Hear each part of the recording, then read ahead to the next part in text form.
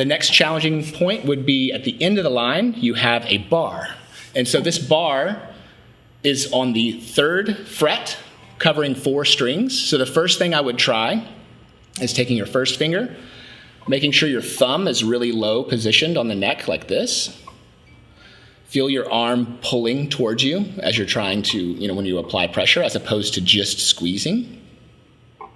So moving towards you. The first thing I would try, after making sure that your first finger is very flat on the frets, is just playing the 4th string and the 1st string and seeing if you're able to make both of them sound at the same time. So here we go.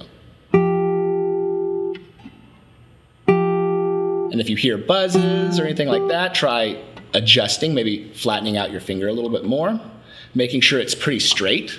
One common issue will be angled too much this way, and then it's easy to get a buzz that way. So make sure it's straight, like the fret. Thumb is low. You're pulling in towards you. One way to test if you're really doing enough you coming from your arm pulling towards you instead is try it without your thumb, just to see if you can focus your arm as the source of that pressure. Ultimately, you can keep your thumb there, but it's a good way of testing it.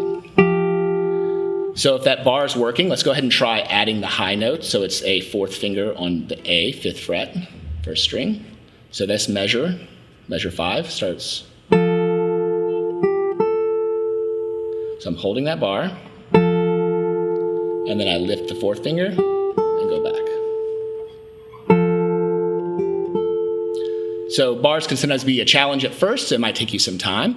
But if you are still having trouble with that, one thing you can do as an alternative, this is actually the way that I play it, is instead of barring in this circumstance, you can use your 1st and 4th finger without a bar, and use your 2nd finger on the G instead of the 1st finger barring. So that would be like this.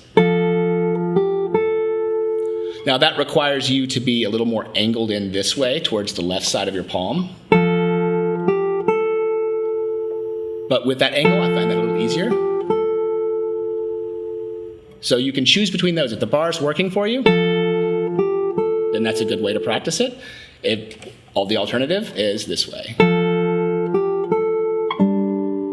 So the next thing I would do, regardless of which version you're doing, is I would then try it from the measure before so you can practice getting into it. So I'll do it with the bar at first.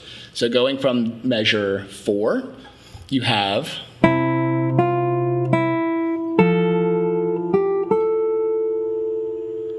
now notice how that whenever I go from the previous measure and I play that open E here, I use that opportunity to let the open E ring and prepare for the bar. So I have my 1st finger hovered and the pinky hovered. So once again.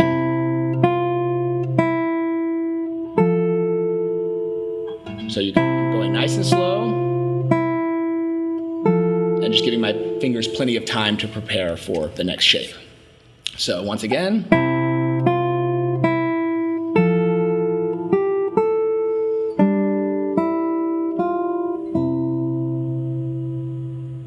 Now I'll do the same amount, those same 3 measures, but do the alternative fingering. So here we go.